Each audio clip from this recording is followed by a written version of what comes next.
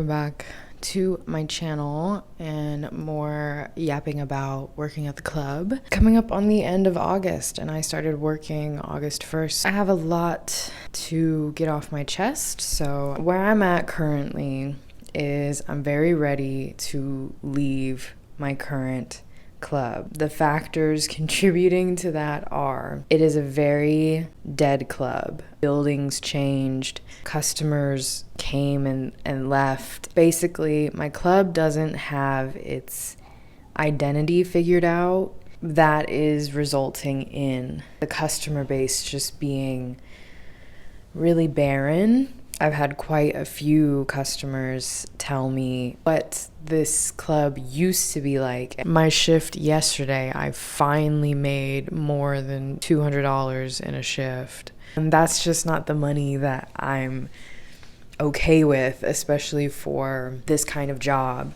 Because I'm kind of getting like nagged by my management a lot as well. That's another thing that I'm not enjoying is like, I didn't even really want to waitress. I wanted to dance, but I got hired as a waitress because I'm new to all of this. So I think my manager was just trying to help me out. So I didn't even want to waitress from the start. And now like I'm getting in trouble for sitting too long with customers that are tipping me, that I'm having conversation with, that only came here to see me. And there's another waitress. I see other waitresses sitting.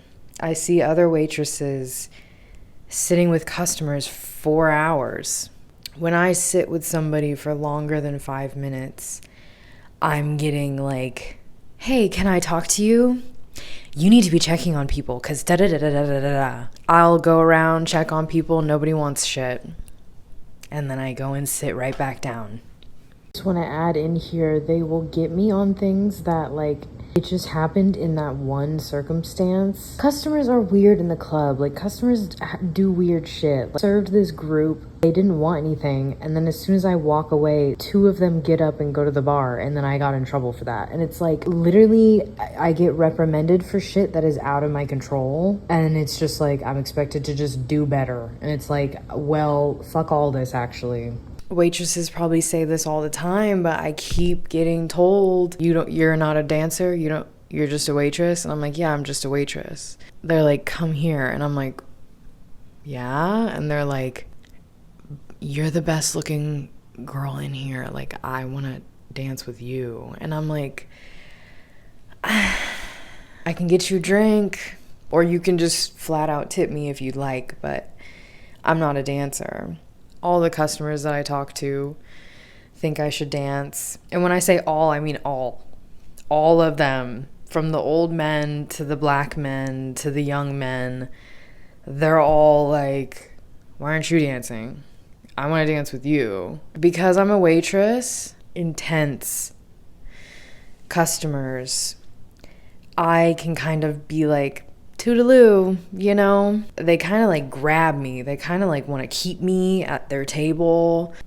Very intense. You're like heavily insinuating what you would do to me, and I'm a little uncomfortable with that, so I'm gonna skirt right off. Sometimes I'm like, oh, as a waitress, I'm a little more protected than the dancers who have to be like fully out there, fully doing the dances, fully on stage.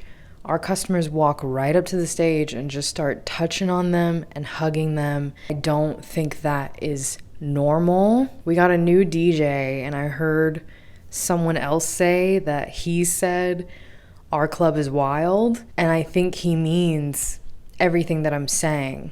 No cover fee. Free lunch with a drink. I had a customer say, I've never had a free lunch at a strip club. And I'm like, yeah, this club is struggling and they need bodies. So I take it with a grain of salt when people tell me like I'm the prettiest girl in here, because I'm like, yeah, but it's this club. I don't know how other clubs are gonna be. I think I'll be pretty and thick, but it feels good for me to at least be receiving these kind of compliments, at least in my first club, of people being like, out of all the girls here, I want to talk to you. And I'm like, oh shit. Well, I guess I'll say this. Moving forward, I want to quit. Like, I want to leave this club. I don't want to waitress anymore, and I don't want to work at this club anymore. I want to work at a club with a cover fee. I think I want to do night shift, and I think I want to dance because I'm not making the money that I need to be making. Like, I need a whole ass vehicle. I have to purchase a vehicle. My lease is up in December, and I've been waiting a very long time to feel like I am in control of my life and I make things happen for myself. I have let a lot of other people dictate what goes on in my life, and I have lost a lot of control over like my path since the beginning of this YouTube channel. And even before then, I have been trying to get myself on a path where I have complete independence and control over my life and my space and what I have and where I'm going and what I'm doing. With that is a necessity for financial freedom. And every job that I've worked before, I think I've already mentioned this, it's just been retail, Walmart, Abercrombie and Fitch, JCPenney photography. Those are the only jobs that I've ever had before, and those are fucking minimum wage and don't make me shit. I've only ever wanted to myself working those kind of jobs. So coming into a club environment, I get to have fun. I work with women and we just kind of like kiki with each other, you know. The hard part is the men and the things they say, the things they want from me, the pressure that they put on me. That's the intimidating and difficult part of the job. But I do want to get better at putting my foot down. You owe me money, like you just touched me, give me money. You know, women just have this habit of playing small, and I feel like the club is where you learn not to play small. You can't play small. You will be taken advantage of. I didn't know what I was doing, and I'm shy and I play it small, and my boundaries have been crossed 1000%. I've reverted back. I haven't gone on any dates with any old men. I haven't slept with any old men. I kissed an old man, and that's when I knew, yeah. I thought I was gonna be more on the pace of like white clubs, like gentlemen clubs. I think I understand now from the lived experience. I have a lot more fun with my young lit people, okay? So I think the booty clubs, the hip hop clubs are where I want to be because those are my people. That's who I have fun with. That's who I play pool with now.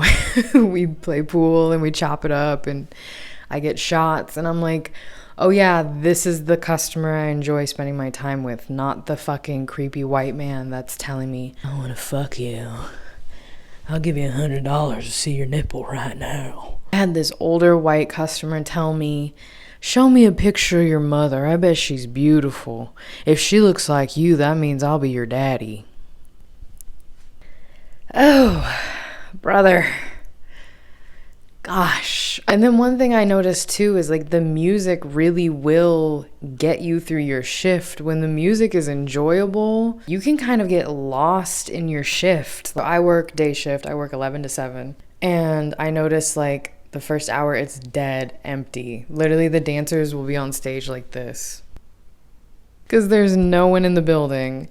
And then 1 or 2 people will start coming in at like noon to have the free lunch. And they literally ask about it. They're like, and I get my free lunch with this, right? And I'm like, you sure do. Welcome to the club.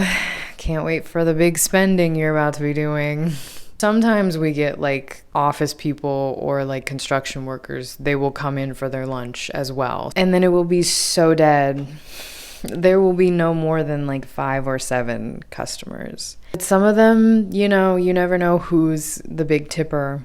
And yesterday I randomly was getting tipped really big by this guy who came in. The front door lady was like, take care of him. He took care of me, so I think that's why she told me to take care of him, because he tipped me. That was the most I've been tipped. I pay for the drinks at the bar, and then when I bring the drink to them at the table, that's when they pay me back for the drink plus a little tip.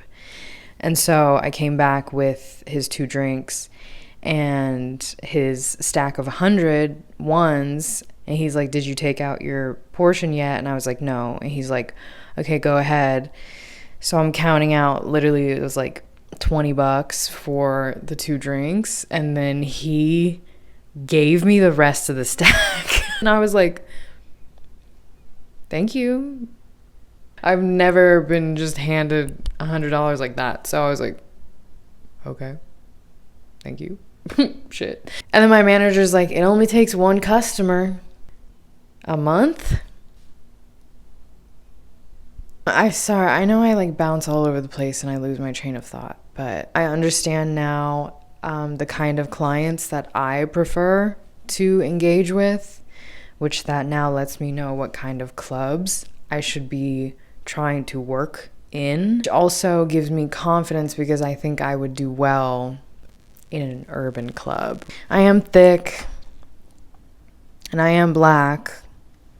I don't know, I'm just finding that I am really personable and people are pleasantly surprised when we start having conversation because, yeah, like I'm highly educated and I've been a few places, I know a couple things, so I think that people find me to be pretty, and then I think when they start talking with me, they're pleasantly surprised at how engaged I will be in a conversation, because I am genuinely curious about people. I find people to be interesting. This customer last night, tall, lanky, white man, middle-aged, kind of just sat by himself, had a steak and salad and a couple drinks, and later on we were chatting and he told me that he used to work at a male strip club when he was my age as a waiter. So he was like, yeah, I was you. Like, I waited at a male strip club in the 80s. So yeah, like customers will surprise you. Like, they've lived lives, you know, these older customers, they want to tell you about the life that they lived because they're not. There's so many customers that have said that because they're in retirement, they just have nothing to do. They have nothing to do and nowhere to go. There's customers that work from home and they don't have friends and they don't see anybody, so they come to the club. It's been surprising me the reasons why these men need company, basically. They're looking for someone to talk to and hang out with, and if they have to pay a little money to do that, that's what they're willing to do. So it's interesting. I'm learning, and I can't wait to really, in the future, dig into the psychology of seduction and conversation. I keep a notes app in my phone of everybody's names, every dancer, manager, customer. As soon as I meet somebody and they tell me their name, as soon as the conversation's over, I'm putting their name in my phone and like a little anecdote about how I can remember them, because I feel like remembering people's names when you only had a brief conversation with them, when they come back in and you're like, hey Mikey, and they're like, dang, you remembered me. I think I was really excited my first 2 weeks of work. I'm still very smiley.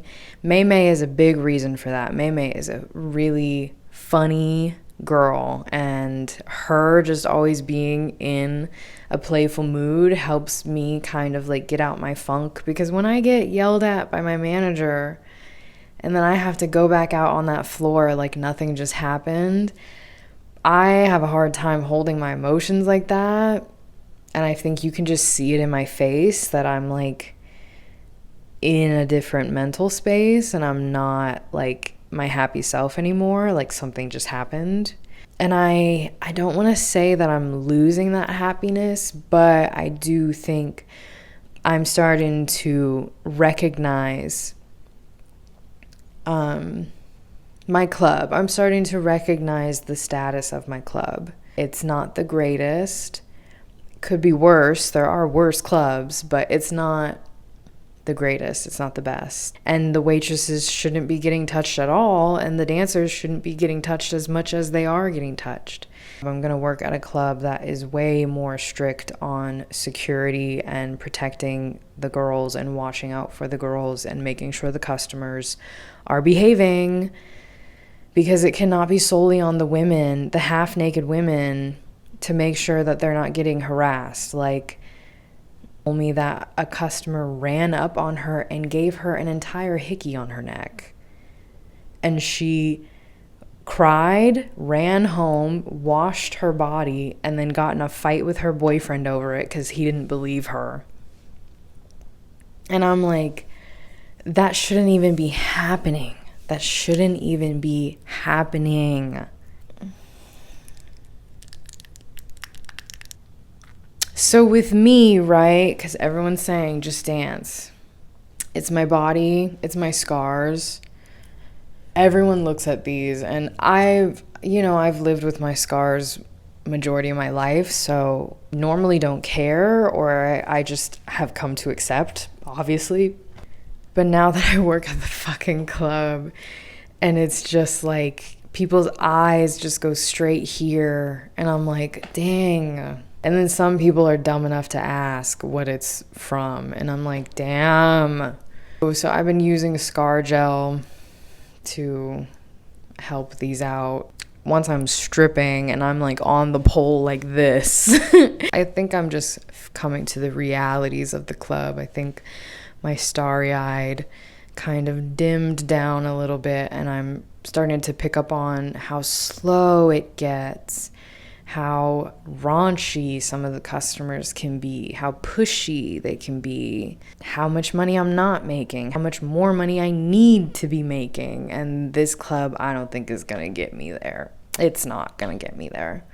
Practicing at home, dancing at home, working on my diet, working on my body, working on my scars.